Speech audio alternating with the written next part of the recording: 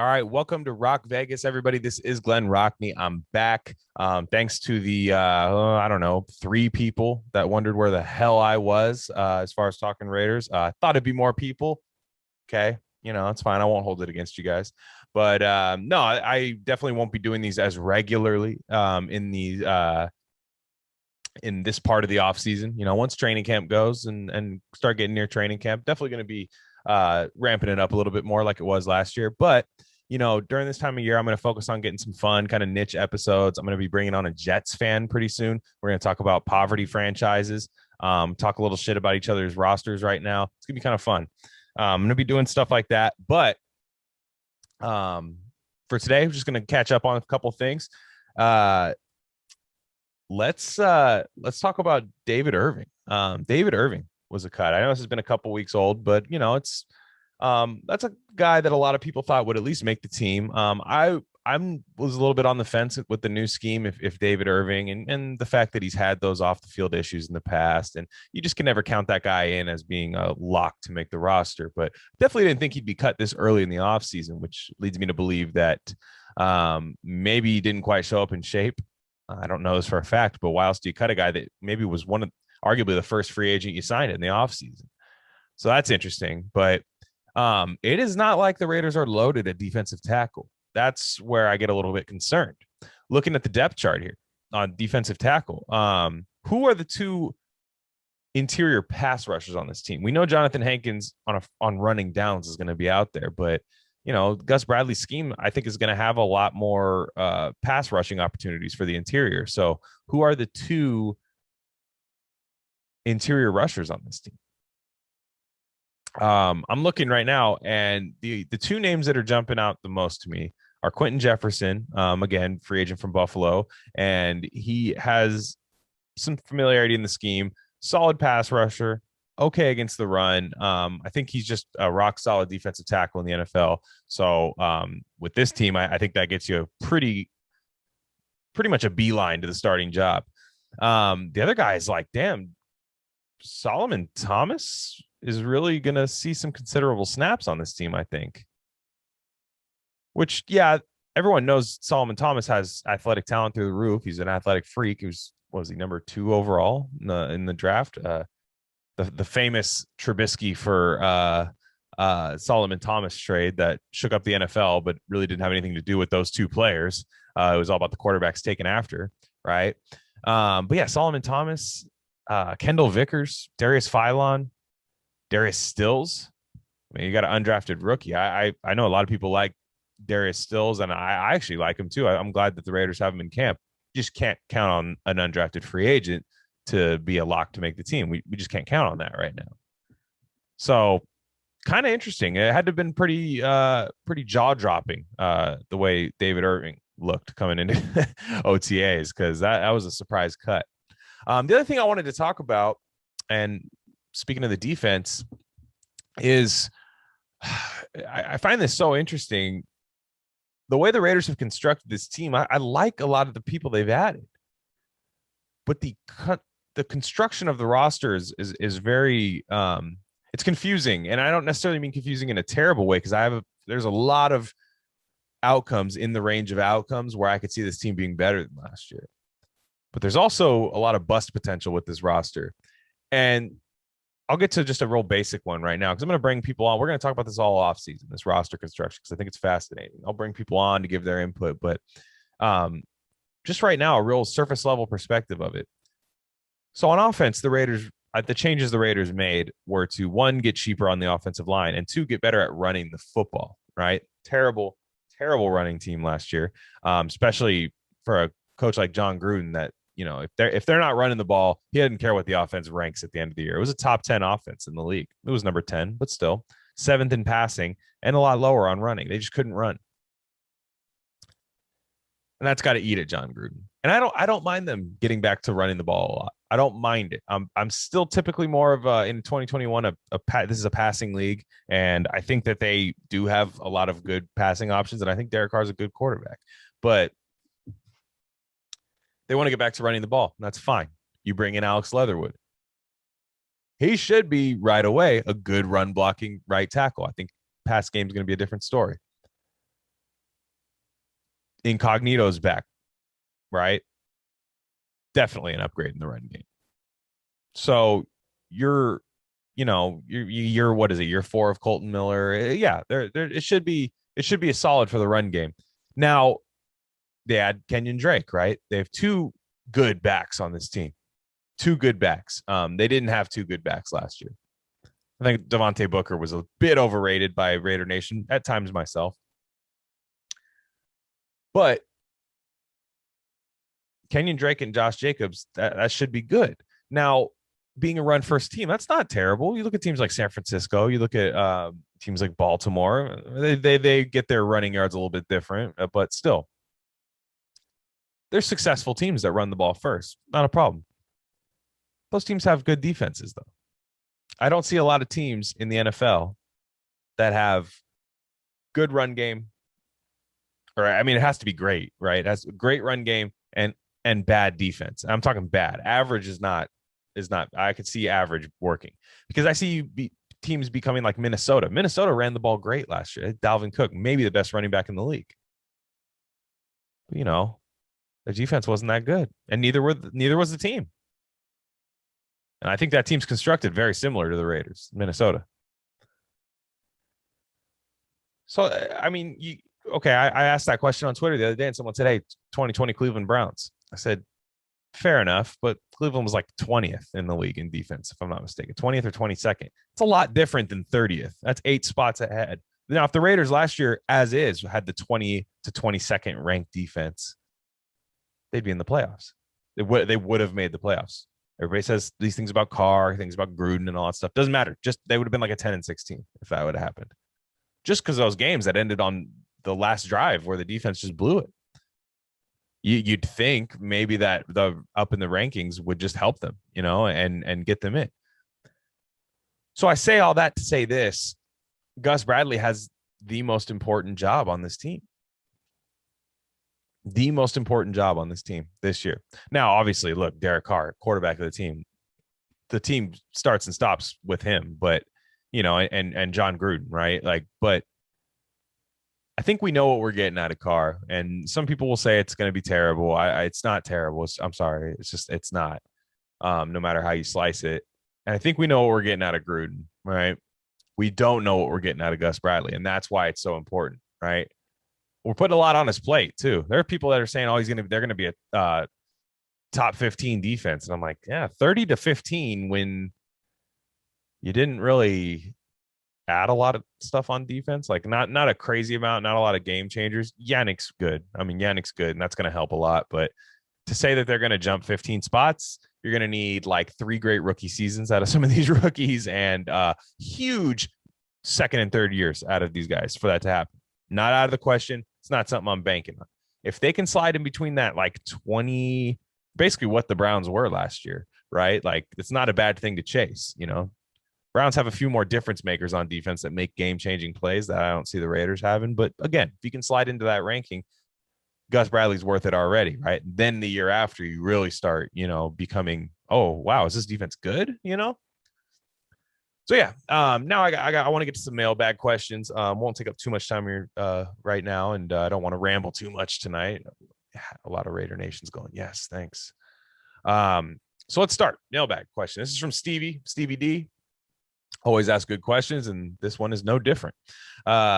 Stevie says, do you think Jalen Richard is cut before the season starts? I'm not really sure what his role is after the Drake signing. Also, do you see someone like DJ Turner could make it as mainly a return specialist to keep Ruggs and Renfro from returning? Okay, we'll start with the first part of that question. Yeah, I do think Richard's cut before the season starts. Not because of Kenyon Drake. It's because of Theo Riddick. I think Theo Riddick takes a spot. They're kind of the same player, although Theo Riddick, I think, is actually even better at pass protection. So I think that's going to ease John Gruden's mind about making that switch because I think he really likes Jalen Richard. I don't think it's going to be a cut because he hates the guy, but I think we've seen the best of Jalen Richard. Not saying Theo Riddick has a crazy prime ahead of him, but I just think you can say it's worth the money saving and you don't lose a lot from the player. So I think if you have Josh Jacobs, Kenyon Drake, Theo Riddick, I think they're fine going to war with that. Now, as far as the return question, DJ Turner, I gotta admit, I don't know much about DJ Turner. I think these preseason games for the return guys are huge. He's gonna have to contribute elsewhere as well. So I don't know if it's gonna be just a return guy. Yeah, I definitely don't think they want Ruggs returning kicks. It's probably not a good idea to be doing that. But I like Hunter Renfro as a punt returner. Like I like him, and I'd like them to stick with that. Now, some people will say like, you don't want your slot receiver, getting in harm's way like that. Uh, yeah, but then that could lead to somebody like Willie Snead maybe sneaking in on the team, being the backup slot just in case. That's not a terrible circumstance either. But I like what Renfro did. Again, I said it a few episodes ago, but Jonathan Abram took away a Hunter Renfro touchdown against Atlanta. Hunter Renfro can wiggle on punt return. He's got deceptive speed, man. Like I know it's a classic white guy term, but I don't know. He's got more wheels. I remember when he took that slant to the house for his first touchdown against Houston. I was like, damn, didn't know he had that kind of speed. So yeah, I mean, you can't count the UDFA speed guys out, right? Because those guys do make teams as returners, especially as special teams guys. It does happen. It wouldn't surprise me, but I'd like to see Renfro out there. And what is a kick return in the NFL anymore? By the way, we don't even see kick returns anymore. It kind of sucks. All right, let's move down. Tier. So tier at Tier Raiders 22 says, who is your surprise cut this offseason?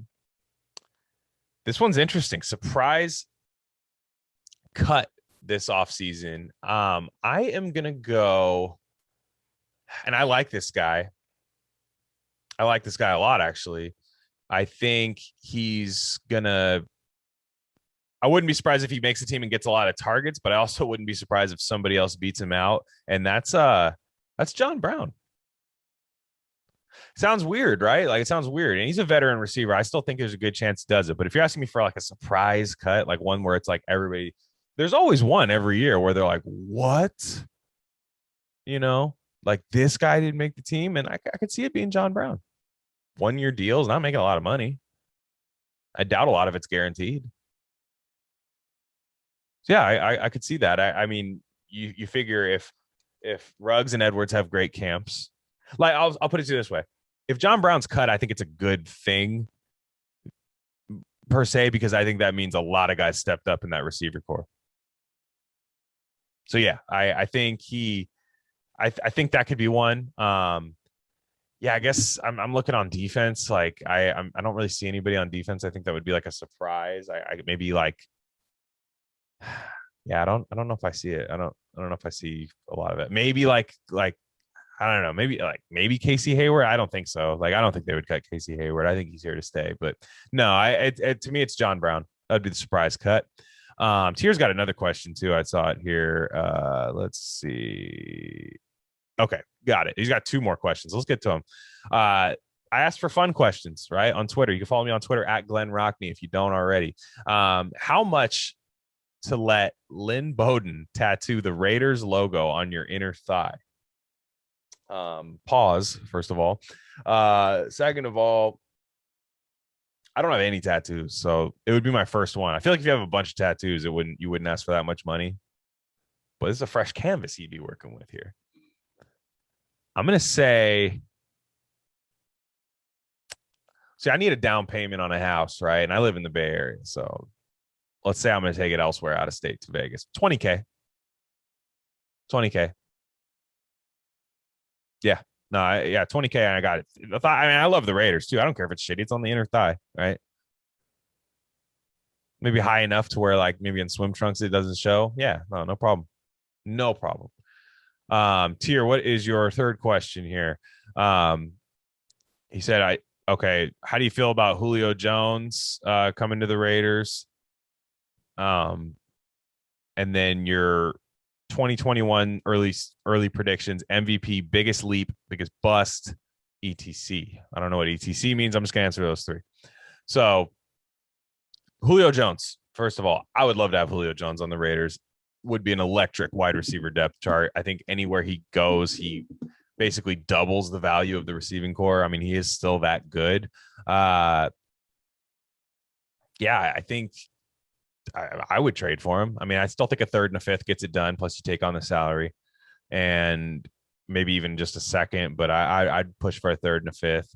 I still think he's going to go to like Tennessee. In my opinion, is going to be my prediction. I think he'll go to Tennessee. I think Atlanta wants to trade him out of the NFC. Usually that's what happens when stars get traded, unless Seattle or San Francisco blows them away. But those guys hardly ever have any picks. So, you know, I could see that. But yeah, I would love to. Veteran wide receiver with John Gruden usually means good things. Look what he did with Nelson Aguilar last year, Jerry Rice, Tim Brown earlier in his Raiders tenure. You kidding me? Julio Jones would be incredible here. I mean, bring him in. MVP of the team. I mean, okay, I think it's Derek Carr, but everyone's whatever. He's the quarterback of the team. If he has the season he did last year, I bet you he's probably the team MVP. So I will say it's Darren Waller, right? MVP of the team, because I do think that even though quarterback's a more valuable position, I think this offense needs Darren Waller. Just needs it. I mean, every offense does probably, but especially a West Coast offense with the tight end. Yeah, no, I mean it's Darren Waller. Guy's incredible. I was just watching his I was watching like a Raiders touchdown, like all their touchdowns, and it or not even touchdowns, just like offensive highlights. And it's just like I just forget about some of the plays Waller made. Where you're just like, damn, like when he just gets red hot, like in the Saints game, in the Saints game, he was just red hot, like just catching everything, contested catches, catching and running. I mean, it's incredible. Biggest leap. The biggest leap, I'm going to actually go with another tight end, Foster Moreau, my guy. Foster Moreau, tight end 2 this year. Tight end 2 in the West Coast offense gets a lot of looks. We knew that with Jason Witten last year, and especially in the red zone. I think Foster Moreau is going to be probably, other than Darren Waller, the best red zone threat on the team this year. He was his rookie year, still inexplicable why they had to go sign a veteran tight end last year. I maybe injury related, but Foster didn't look injured last year. Watch that Indy touchdown where he shook the safety out of his shoes. My theory there is that the safety thought it was Jason Witten and was like, oh no, this is actually a guy who knows whose legs still work. But Foster Moreau's good. He's got wheels, man. He can run. Big guy, consistent hands. Mayock's catching a lot of shit for his drafts in 2019, especially that first round. A lot of it comes from me, but Moreau and Renfro on day 3 and Crosby, pretty good. Pretty good. So the biggest bust, man, I'm telling you, and this one's gonna hurt. Dude, this one's gonna hurt a lot of people, and I think it's Henry Ruggs. I think it's Henry Ruggs. I hope not. I like the guy a lot, and I hope he's good. I just, man, I've said this, in past podcasts, but that speed does not look like 4.2 speed. It just, certain guys don't look as fast as they do at the combine, and I don't know if it is. And I also don't love the way they use him. I would try to get him the ball in space, get it to him, get it in his hands early, because every time they would run these jet sweeps, it was a free 8 to 10 yards, And there was a play against Tampa where he just ran like just an out route and just beat the guy out the edge. The speed did show up there, but like the lateral quickness, like against Denver later in the season when that knee should have been at least better, he like gets beat. He gets beat to the sideline by a linebacker. You're like, well, what the hell's going on here? And I don't know how much I love him, consistently in contested catches. I still think he needs to work on his deep route running. Maybe he did, right? I've just read the Tashawn Reed piece about it, where he really made strides, putting on some weight, getting stronger. Hopefully the speed didn't lose, but I think a lot of people are expecting. The reason I say Henry Ruggs would be the biggest bust of this year, I think it would be because we just expected 1,000-yard year out of him, and I'm just not sure we're going to get that. Hope I'm wrong, because again, I don't dislike the guy. Wouldn't have been my pick at that spot, but yeah, I don't know. I see Brian Edwards having a bigger leap than him this year. So anyways, let's move on here. And this one. Okay, let's get to I'm going to save this other one for the last part, but let's go. There are two related fight questions. Of course, Raider fans, when it comes to let's have fun, they immediately go to fighting and bars, so and being drunk. So that's why I love Raider Nation. This one comes from Mike at Raider Mike 135. Between starters on offense and defense, who would win in a battle royale? Uh it's the offense. I would never take the 30th ranked defense in a battle royale against the 10th ranked offense, right? Most of which because they're fast and physical on offense. That offensive line will bloody up that defensive line. Think the wide receivers are physical. I think the tight ends are physical. They could take the safeties, neutralize Jonathan Abram in a bar fight. I think you get Darren Waller fighting Jonathan Abram, and Jonathan Abram might get him, but Darren Waller's big. He's got the reach on him. Let's see. Yeah, and then I'm sorry, Incognito's on the offensive line. I mean, you got the ultimate enforcer. I could just see him wearing like a Vader mask, like the old school wrestler Vader. It's Vader time, and that Denzel Good, the mammoth guy's enormous. Derek Carr's on offense. That's all I'll say about that. I don't think he's doing much in the battle royale. Definitely going sleeveless with sunscreen and oil on the arms though, for sure. I think it's absolutely the offense whipping the defense's ass. So let's go up to my man BD Williams. He asked me a question. He said, which three Raiders not named Richie Incognito are you bringing to a bar fight? A lot of people said Darius Philon. I'm not going to say that for now. Pending legal issue. I got to know a little bit more about that. So a lot of people, I'm going to go through a lot of people responded. He's a popular guy, this BD Williams, man. Popular man. Whenever he comments, there's a lot of comments below him. So I'm going to tell you my three right now. Jonathan Abram, obvious reasons. I mean, the guy could just literally, he could pop a few guys with a shoulder before he tears his labrum, and I think he'll still fight through the torn labrum. So you got that. I would say I'm going to take two guards on the team. He said no Incognito. Obviously, I would pick him. I mean, you'd be crazy not to, but I'm going to start with John Simpson, right? Crazy, right? Out of left field. Nobody's thinking John Simpson. I didn't see anybody pick him in these comments. John Simpson, the scouting report on him was that he was a mauling guard with meat hook hands, was what his offensive line coach at Clemson said. Meat hook. And I think some of the Senior Bowl coaches said the same way. Like, guy just has huge hands. So that's who I want in a bar fight. Big old dude with hands like meat hooks. Doesn't sound like a guy who can get his ass kicked at a bar. Then I'm going to go with Denzel Good on the other side. Again, big guy. So I got my speed, just kind of cheetah-like safety, Jonathan Abram. And then I got my two guards, big guards. Colton Miller and Leatherwood, I think they're more finesse guys, honestly. But, that's why I wouldn't put them in a fight. So honorable mention would be Alec Ingold. I think Alec Ingold would be good, right? I think he looks like a guy that would like smash a beer can on his head, open one with his eye socket and then just fuck somebody up. So yeah, I like that question a lot, BD. Thank you for that.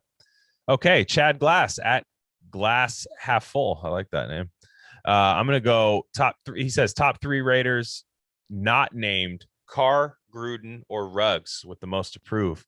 I did not prepare for this one, so this is off the top of the head. One is Cleveland Ferrell. Like, come on, dude, let's go. Year 3, 4th overall pick. I gotta see it this year, man. I gotta see it.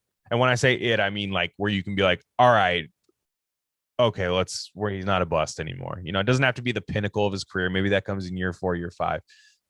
I gotta see more than we've seen. It's clearly Cleveland Ferrell. That's a tough way to say it. That's something I should have warmed up with before I started, Anchorman style. But Henry Ruggs too. Oh, sorry, he said not named Henry Ruggs. I think it's Corey Littleton is 2. Corey Littleton's going to have a bounce back year. Again, I think last year we were just so disappointed. I think a lot of that was Gunther's defense. I mean, even Corey Littleton basically all but blamed Paul Gunther. I remember midway through the season, which didn't feel great, but it's Corey Littleton. I think he should do a lot better. And then, I'm going to say Abram. It's got to be Abram. I mean, worst ranked safety according to PFF last year out of all starters. So, I mean, you'd like to think you could only go up, but technically you could still get worse grade wise, right? If you're going PFF. No, it's Abram. I mean, we got to see it. He's got to just play within himself, still be explosive, not the numb nuts plays that you see sometimes out of him. Again, I think a comparison to Jonathan Abram, if he's good, if he ends up being good, like I hope he is, it's like Draymond Green for the Warriors, where it's like he'll be one of those guys where you'll live with some of the dumb stuff, but he needs to make those game changing plays like Draymond Green does. So yeah, I think those three right there, and yeah, Cleveland Ferrell and Corey Littleton, Jonathan Abram, those three guys step up this year. I think this defense maybe does get inside the top 20. Really, you know what I'm saying? Like that's why I picked the three defensive guys. All right, let's get to the next one. Okay, just a couple more left here. Why hasn't Divine Diablo practiced yet? This is at Cecil Shelton 1. Well, I don't know. I'm flattered, Cecil. I actually don't. I don't believe that you follow me on Twitter, so you must think I'm a Raiders beat writer, which I'm flattered. Hate to say it, but I'm not. So I don't have press access to the team. I will.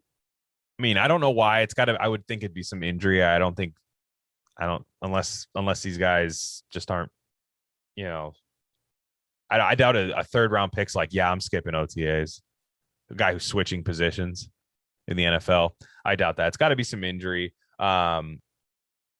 You know, a lot of people were making, you know, I'm not going to spend too much time on Divine Diablo. It has to be an injury, right? I think that's all we can say now. But 76 out of 89 players per Sean Reed reported for the Raiders. That's a good turnout for OTAs. That means you have a lot of young guys, even some of your veteran guys. Like I think Darren Waller's out there putting in work. Like it's nice. That's good to see. So I wouldn't worry too much when people say like, "Oh, Yannick's not out there." Oh man, like we need him out there. It's first year in a new scheme. It's like, no, we don't. We really don't. And remember Jordy Nelson, I think like tore his ACL like his first week of training camp. It's like you want these guys out there till they get hurt, and then you're like, why are they out there?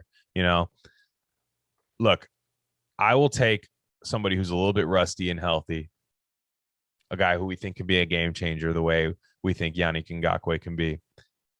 I want these guys healthy. That's all it's about. The goal of training camp as a fan is to just be healthy. You know what I'm saying? Like the goal of that. We don't see what's going on behind the scenes. Like of course, the coaches have different expectations of guys, but all we have is to look forward to is make sure our guys stay healthy, you know? So I see a lot of fans freaking out about it. Don't freak out. It's OTAs. OTAs are very insignificant. Didn't have OTAs last year, but like 29. Do you remember 2019 OTAs? No, you don't. Right? You only think about them while they're happening. So, last question. This one is, I'm sorry, two more questions, and they're both kind of personal questions, I guess, for me. Let's see. Oh, Desto Hendricks at Desto_Hendricks says, is a part of Raider Nation being so emotive due to the fact that sports is one of society's few acceptable ways for men to express their emotions? Which, I should be sitting on a therapist couch answering the question because it's very much tailored to me. I was offended by his question when he said that, but then I realized he cut too deep with this one. So the answer is yes, by the way. I mean, men can show emotions in sports. But also, like, I think asking that question as a Raider fan is like, there's probably no more emotional fan right now than a Raider fan. Right. I mean, look what we've been through the last 20 years. Like, we've only shown negative emotions, man. Like, that's all we've had. I mean, 2016 was fun, man. Like, it was fun. But then, like, what did we have? It was like the ultimate negative emotion. It was 3 weeks of hell. Carr breaks his leg. You get the unspeakable Matt McGloin, Connor Cook game at Denver, where I remember I want to say it was Matt McGloin missed Amari Cooper literally wide open, like threw it like 7 feet over his head. And then you get the playoff game, the Connor Cook start, where Brock Osweiler beat us and didn't really even beat us. Raiders couldn't do anything on offense. So it's like we haven't had that like celebration. I haven't really had that in my life. Like when the Raiders went to the like the Super Bowl in 2002, like I was young. Like, a lot of people are like, oh, I've been say somebody's 35 years old and they're like, I've been a Raider fan for 35 years. It's like, I get what you're saying, but you haven't been a Raider fan for 35 years. You know what I'm saying? You weren't a fan when you were a baby. Like, you weren't like, oh, that's not holding, like, out of when you're a baby, like yelling at the ref. Like, no, you're really like minimum like age like 8 years old. Can you be like a fan? You know what I mean? Like, you're really just like, oh, this is the team my dad likes. And so yeah, like it is. We do. And Raider fans, if we go on Raiders Twitter, man, that's very emotional. And men are the most emotional on Raiders Twitter. So yes, I agree. That is the only place. It's only a couple other ways. Maybe it's like stuff with kids and stuff like that, like with their kids and their families, they can be emotional. But I'd argue a lot of Raider fans are probably more emotional for the game. You know what I mean? Like, they might try to keep it all together around their family, but when the game is on, man, no holds bar. All right, last question. This is a good one too, from Chris at Bourbon Raider. He says, "Damn, I can't think of anything creative." See, he says this and then says something creative. He said, "Instead, can you share how your Raiders fandom started and how'd you get into podcasts? Also, who's your favorite past player and current player?" So I'll start with the favorite player part too. So favorite current player on the Raiders, like I got to go with Waller. I mean, Waller's just a beast, man. It's just a beast. Which is funny because I love defense. Like, I love defense. So it just sucks that the Raider. I mean, Khalil Mack was like my favorite. He's probably my favorite pass player. But it's still tough to even talk about that. I'm still sad about that. That he's gone. So I won't use him as my favorite pass player. But right now it's Waller, dude. Like, Waller is so good. Like, I don't even think Raider Nation realizes how good Darren Waller is. I should see number 83 jerseys everywhere. Like, no brainer that you buy this guy's jersey. Just a beast. Absolute matchup nightmare. I think he's used perfectly. I think he's one of those guys where he's on the perfect team for him too. A lot of times Raiders in the past, like, I liked Amari Cooper, but I was like, man, I don't know if we're using them. I don't think we're using him the best way. I didn't think the chemistry with Carr was all there. Favorite player in the past is Tim Brown. I love Tim Brown though. Tim Brown rocks. I'm a Notre Dame fan, so do with that what you will. I've heard say your worst to me. It's fine, but I'm a Notre Dame fan, so you go Notre Dame to Raiders pipeline, like it's incredible, and I definitely again, Khalil Mack's probably like the other one that's just like my favorite, but Tim Brown, I mean, you talk about a whole career with the Raiders pretty much. We don't talk about that little Buccaneer stint that he had. He probably doesn't either. But Tim Brown he's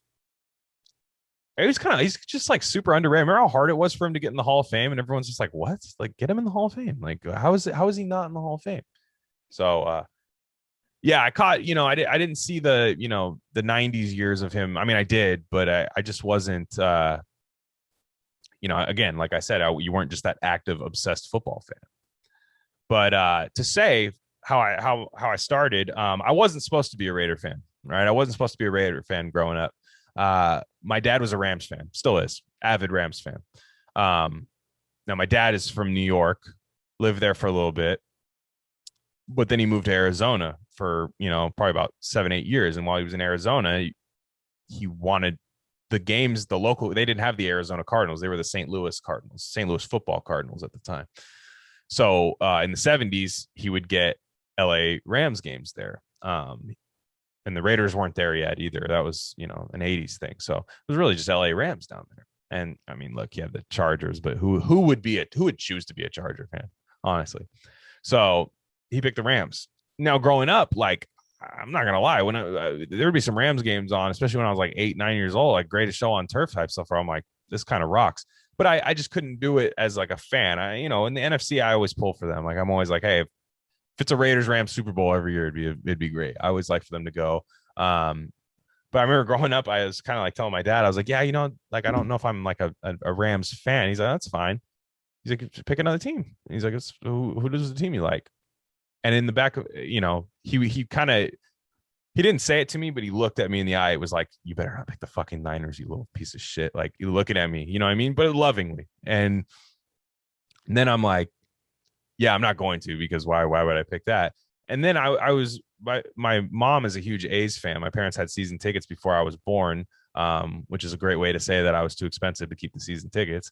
And then I was like, well, okay. At the time, the Raiders are in Oakland, A's are in Oakland. Like, I'm just gonna like the other team that's there, you know. And then, you know, they're good, right? At the time, like the Raiders are good. John Gruden's got them humming, like in the late '90s, early 2000s, when I'm really getting into football. And yeah, it's been that way ever since. I'm a rabid fan. Can't quit them. I've thought about it many times. Can't do it. Won't do it. You know. So as far as podcasting goes, I dropped out of school, but while I was in school, I majored in broadcasting, radio stuff. So definitely have some experience on air, on microphone with that. And you know, I just always wanted to do this. There was always something stopping me, and we got locked down last year, and especially in California, pretty hard with COVID. But even before that, I was kind of thinking about doing it. But once that happened, I was like, nah, that I'm gonna do this. Like, I'm just gonna do it. And you know, I don't have the biggest audience in the world. I have another podcast, Rare Candy. We don't have the biggest audience in the world, but it's fun. It's a creative outlet. It's a way for me to talk to somebody where I won't annoy them to death, because I have a bunch of rabid Raider fans that listen to me, and that's awesome, you know. And they're clamoring for me to keep talking football even when nothing's going on. It's June right now, and people are clamoring for football news about the Raiders. Like, I love it, you know. So you know, thanks everybody for listening. Like, I think that's a good way to wrap up. So I'm at Glenn Rockney. You can follow me on Twitter, and it's at Glenn Rockney. And this is the Rock Vegas podcast. If you like this podcast, go on iTunes. Even if you don't listen on iTunes or Apple Podcasts, just go on there and leave a review if you can. You know, hopefully you like it, right? Just helps it show up a little bit more. Again, I'm gonna get some more guests on coming up soon. It's gonna be some fun episodes. Kind of do some dumb stuff in the off season. You know what I mean? Shit talking, stuff like that. I think it's gonna be fun. And gonna be, you know, follow Rare Candy Pod 1 on Twitter at Rare Candy Pod 1. The YouTube channel for this is Rare Candy, so that's where everything I do is located. And you know, the other podcast might not be for you, but you know, if you like me, you might as well check it out, right?